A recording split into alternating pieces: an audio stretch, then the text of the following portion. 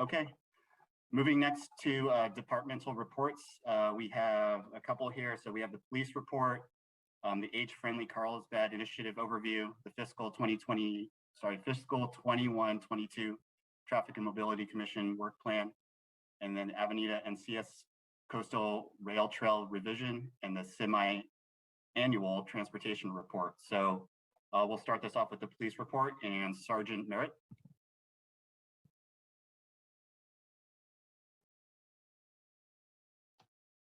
My apologies. I'm trying to get used to online life. Me too. I'm the traffic sergeant for the Carlsbad Police Department. I'll be filling in for Lieutenant Thomas this afternoon, who is out of town. So bear with me for any hiccups I may have with my presentation. And Leon, I'm ready.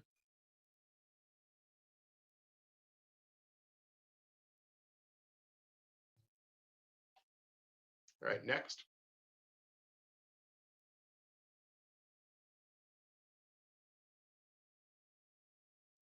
All right, as we continue and enter into the summertime, the bicycle patrol continues to take place both by the traffic division and patrol.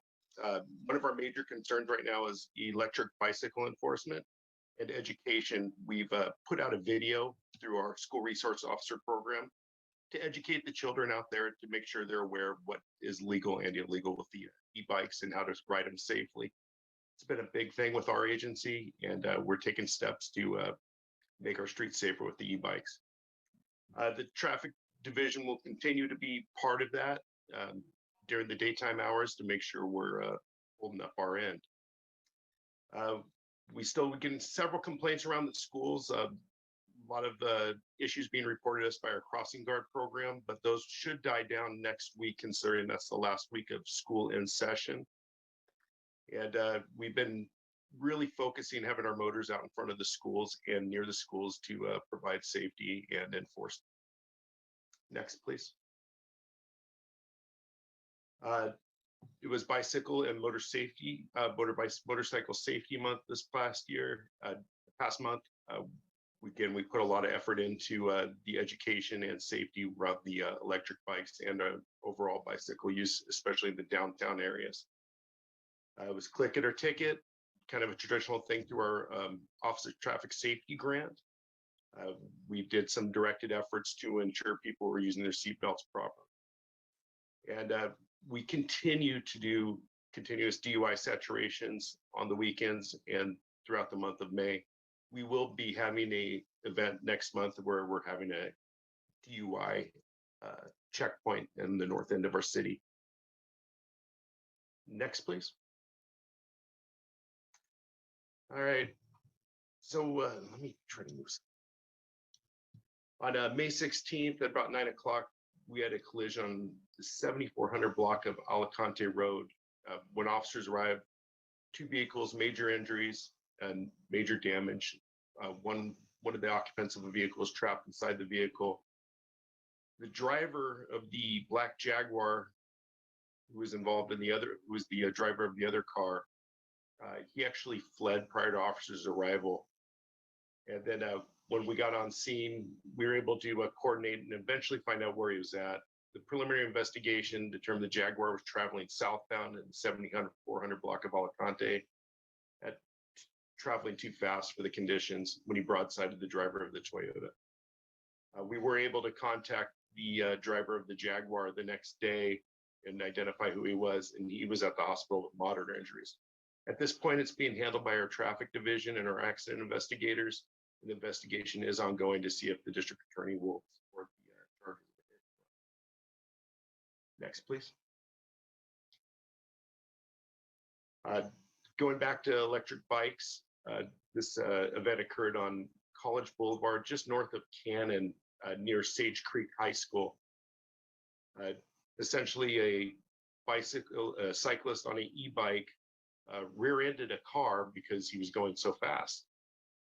We determined through our investigation it was a high school student going south on College in the number 1 lane, approaching Cannon. The cyclist, who was driving faster than the car in front of him, ran into the rear of the vehicle. The cyclist fell off, sustaining a leg injury and essentially road rash from the crash. He was transported to local hospital, and the cyclist was determined to be most at fault based on his traveling at unsafe speed for conditions. That's my last one. Next. Thank you, Sergeant Merritt. That was a great presentation. Oh, thank you. Commissioners, any questions or anything for Sergeant Merritt? I have a couple. Okay. Commissioner Pensier. I wonder if we're still doing the noise enforcements on Carlsbad Boulevard. I've noticed that in the at the north end of the city, it seems to be sort of epidemic now with the motorcycles as they come through the roundabout and go into town. Just lots of noise. Also illegal driving. Motorcycles will move to the right and pass the queue of vehicles. They drive into the bike lane, use that as an extra lane.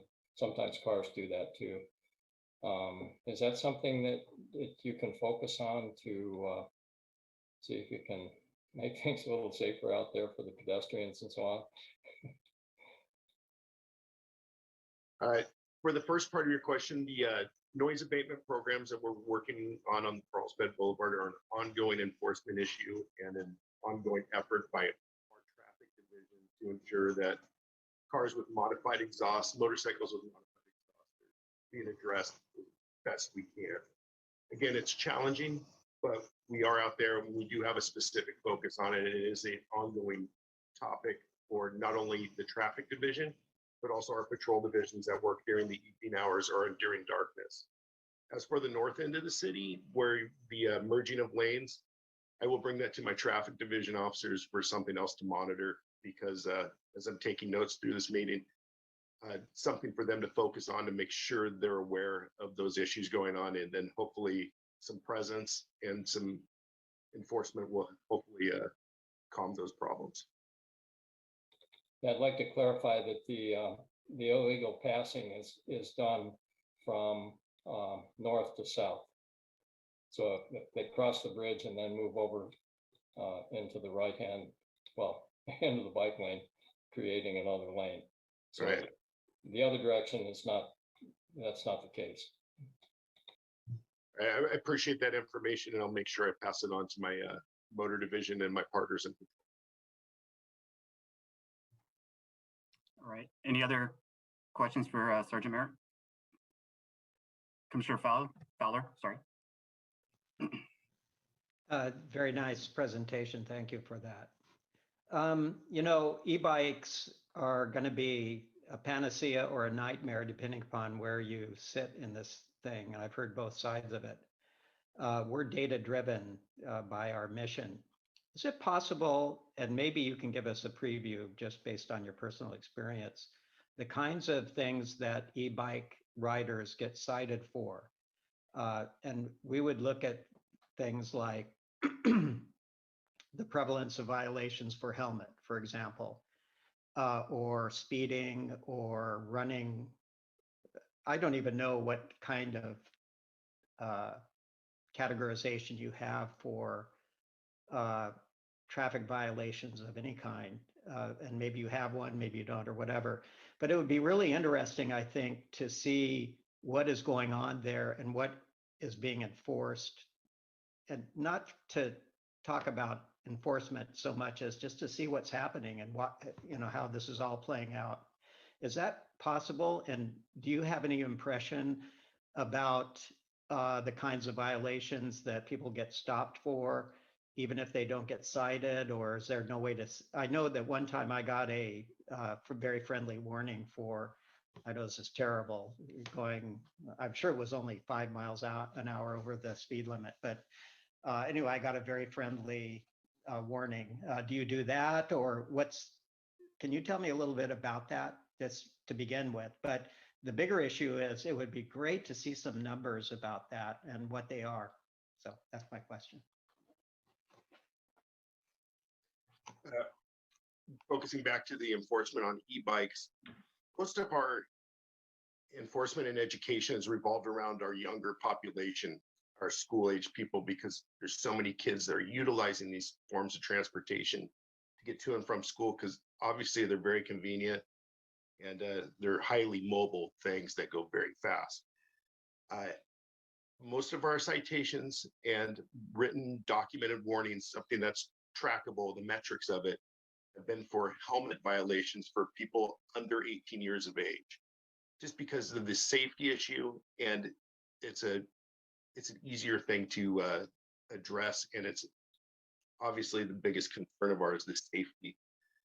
As for adult e-bike riders, most of the time it's a verbal warning to ensure that, hey, you have to follow the laws, due to the fact that this is a vehicle and it's not your traditional vehicle, but it's a fast bicycle, almost rivaling a motorcycle or moped if you look at it. So numbers wise, they're mostly in the juvenile age or 17 years or younger, where we actually have written citations or warnings for helmet violations.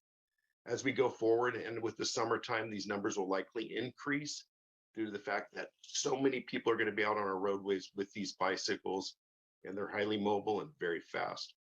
So we will start looking more towards how would we do speed enforcement.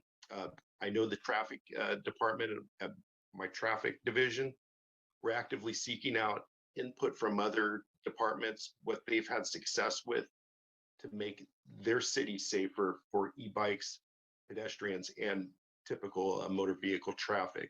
So it's an ongoing challenge, but we are addressing it as a team, not just in the traffic division, but throughout the patrol divisions, other parts of our department.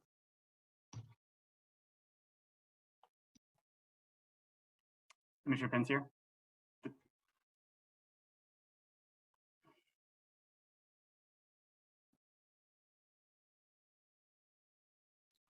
As a follow-on question with respect to the citations and so forth for the e-bike users, I provided somewhere between 500 and 700 little cards to Lieutenant Calderwood that she was going to pass out to the patrol officers for education classes, that so that the officers could hand these to the people that were violating the law and say, look, here's, this is a warning, but this is also a place where you can find out, how to ride your bike safely. And I handed out the first 500, and then she asked me for more. So I don't know where they went, but I hope you've heard about them, and I hope they're passing them out. It's just a different way. Instead of handing them a citation, you give them one of these cards. They got Q codes on the back, and it'll take you straight to the classes that we offer, that the San Diego Bike Coalition offers. And just another way to do it without handing them a ticket that, for example, a stop sign is going to be $200, a traffic light is going to be $500. So, this is something I think wouldn't be I don't think the police want to do that, really, unless it's really egregious. So, I wonder if you could locate those things and maybe talk to the officers and see if you can pass those out, find out where they are and pass them out. I haven't seen anybody in the classes yet that has used one of those cards to enter our classes. Just a quick background, I started as the traffic sergeant last week, so I've been on a night shift and weekends for the last 2 years, and I never saw the informational pamphlet, but I will definitely follow up with Lieutenant Calderwood and my current lieutenant, Steve Thomas, to ensure that we get more of those and have them to hand out. And again, we are safety focused, with education being a primary tool, especially at the younger age, because the last thing we want to do is write a bunch of citations to kids. Thank you for bringing that up, though. Okay. Any other questions for for Sergeant Merritt? I have a couple. Okay. Sergeant Merritt, you made a comment about recently, the traffic team going and touring a couple of the school campuses. I just wanted to make an acknowledgement or have a little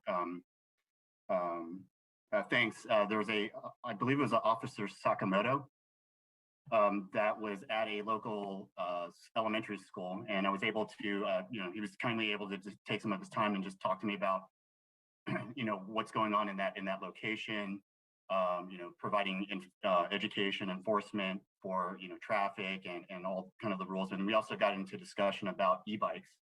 And it was just really nice how Officer Sakamoto was able to just take the time and actually also talk to the parents at the local school.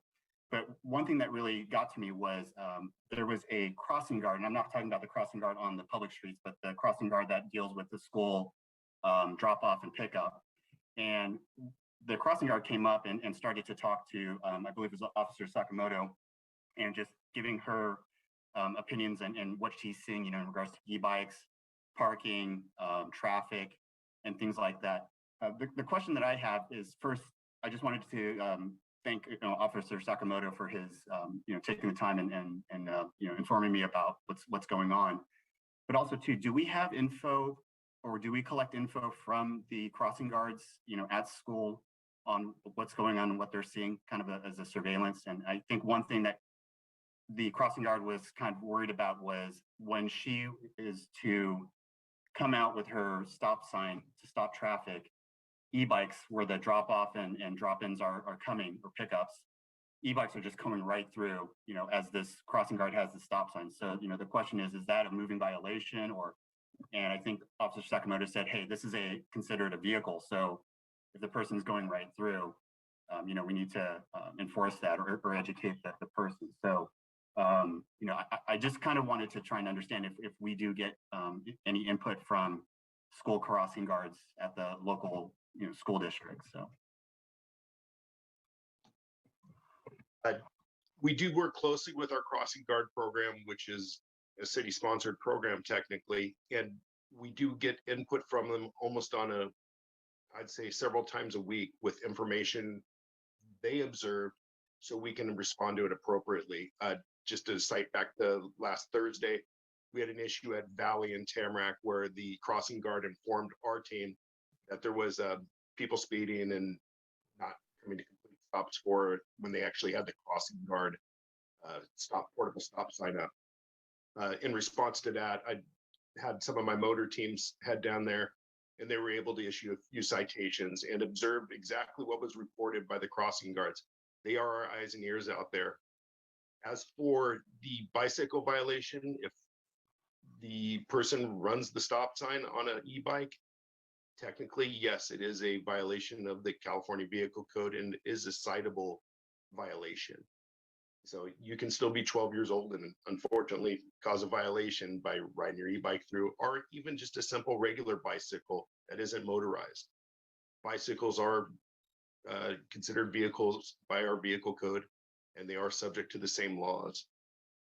Okay, thank you. Yeah, this in this specific situation, it was a parent, just driving right through to go pick up their child. So, and then turning around and going against traffic at the pickup and drop off. So that was just one of those kind of frightening moments. But I appreciate the information. And then I guess to council or to Mr. Smith, are we able to? Is this in our scope in regards to school safety? Is that something that we can try and acquire from information from the school or the school district crossing guards?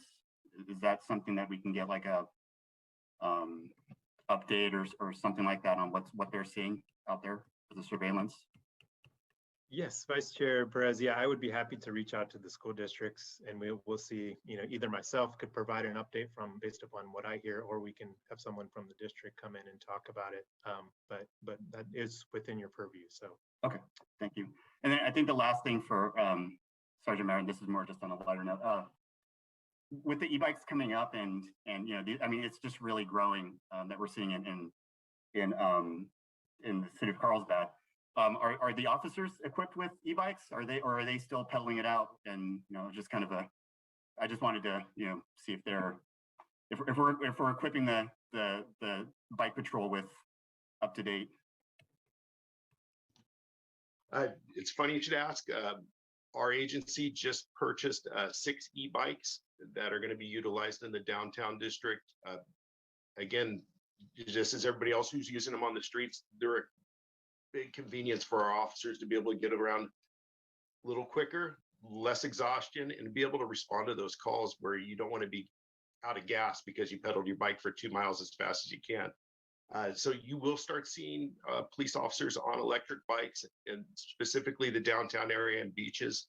And they're a great tool for our team to be able to get to the places that are highly inaccessible to a patrol vehicle, or difficult to get to on foot because you'll be exhausted from making that trek.